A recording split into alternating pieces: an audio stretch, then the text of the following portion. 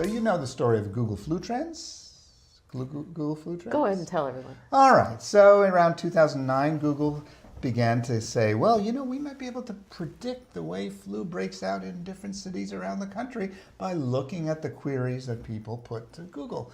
And so if they ask for tissues or you know, aspirin or flu symptoms or so on, we could get it. And in fact, their early results showed, wow, that the search queries people ask in different cities were early predictors of flu outbreaks well before they appeared in the hospital rooms. Okay? It turned out there were other predictors like sales at Safeway of tissues, okay, or another form of prediction. Anyway, there was great excitement about Google flu trends, and it was shown to be predictive, and therefore public health assets could be allocated in a more rational way.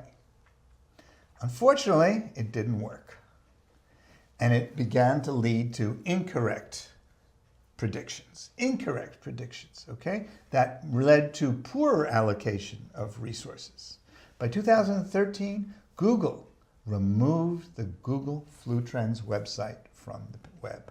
And is this because it ran away at some point, trying to improve itself? Now, you can join the debate about why this one went I'm there. just curious. No, it's I a well-documented, opinion. popular one. And if you read David Laser, you may know David Laser, a wonderful researcher, and he and colleagues wrote a wonderful 3-page article in Science that described this fiasco. And there were two things. Algorithmic hubris. The assumption, the misleading, mistaken assumption that the algorithms were going to get it right. The other was their unawareness of the constant dynamics of change in the world and in the Google search engine strategies, that every day there are dozens or hundreds of tweaks. And eventually, the Google search engine began to drift off, and it no longer became predictive. So this was a really instructive lesson, and I would say that should be part of your course on prediction. That's a 3-page article, beautifully written. We will definitely link it to this very discussion.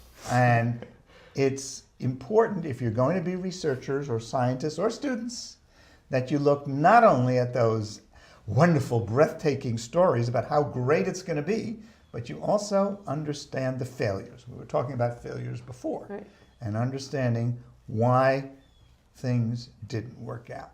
So I'm on the side of some cautions here. Yes, machine learning, neural networks have great opportunities, but the mindless acceptance of their potency is extremely dangerous because that leads to deadly outcomes. Reading about the John Snow Cub. Learn more at predictionx.org, where you can stay up to date on all of our latest offerings and interviews.